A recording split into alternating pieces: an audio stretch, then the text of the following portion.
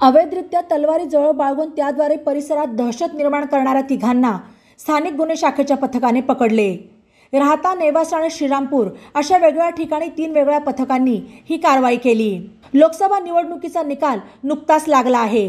या पार्श्वभूमीवर जिल्ह्यात कायदा आणि सुव्यवस्थेच्या दृष्टिकोनातून अवैध अग्निशस्त्रे, घातक हत्यारे वापर, वाहतूक, विक्री आणि बाळगणे यासारख्या गैरप्रकारांना प्रतिबंध करण्याकरता नाशिक परिक्षेत्राचे विशेष पोलीस महानिरीक्षक दत्तात्रय कराळे यांनी विशेष मोहीम राबवण्याचे आदेश दिले होते। या आदेशान्वये पोलीस अधीक्षक राकेश ओला यांनी स्थानिक गुन्हे शाखेचे पोलीस निरीक्षक दिनेश आहेर यांच्यासह नगर जिल्ह्यातील सर्व पोलीस स्टेशन प्रभारी अधिकारी यांना अवैध शस्त्र बाळगणाऱ्या इसमांची माहिती घेऊन आवश्यक कारवाई करण्याच्या सूचना दिल्या होत्या।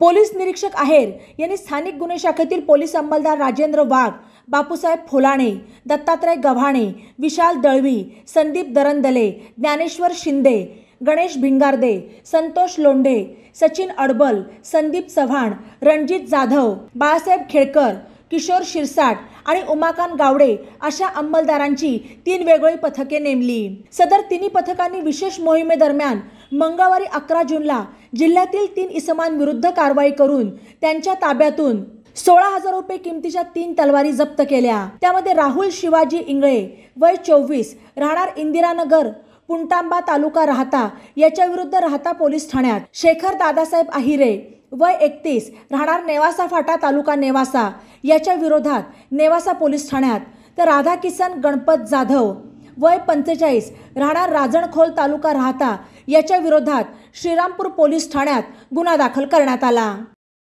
बातम्यांसाठी ई नवा मराठा यूट्यूब चॅनलला सबस्क्राईब करा आणि बेल आयकॉनवर प्रेस करा।